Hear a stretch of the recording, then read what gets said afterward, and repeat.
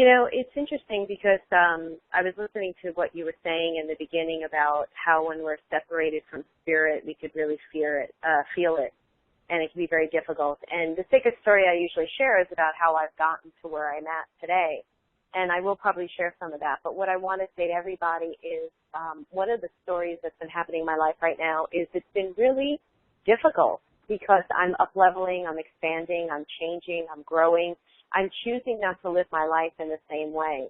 And any time, I was just writing about this in my newsletter, and I recognize this today, anytime I choose to not live my life the same way any longer, that's exciting, but it's also, wow, man, can it throw you some curveballs, And I know everybody's talking about the planets, and I just don't get into that kind of consciousness because there's truth to it. I'm not saying there isn't, but for me it's about my relationship with Source. Like, what is going on here? How are you going to support me?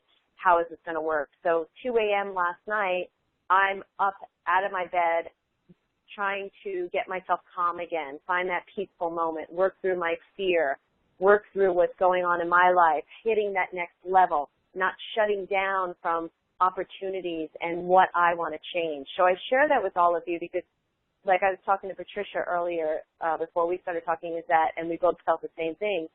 I like sharing from my life experience because I feel that my audience, my students, my members and my membership, they learn from me growing and expanding and from me coming from an honest place. So for any of you that are growing, expanding, wanting something different, wanting to feel inspired, wanting to feel passionate about your life, but you're feeling like it's so hard, just know that that's part of it.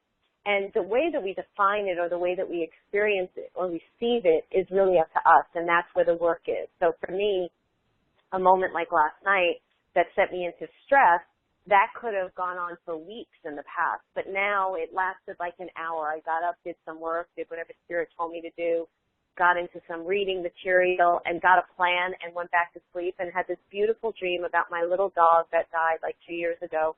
And she was just kissing my face and loving me. So I'm not sure that that's the sacred story you wanted, but that was the one that wanted to come out.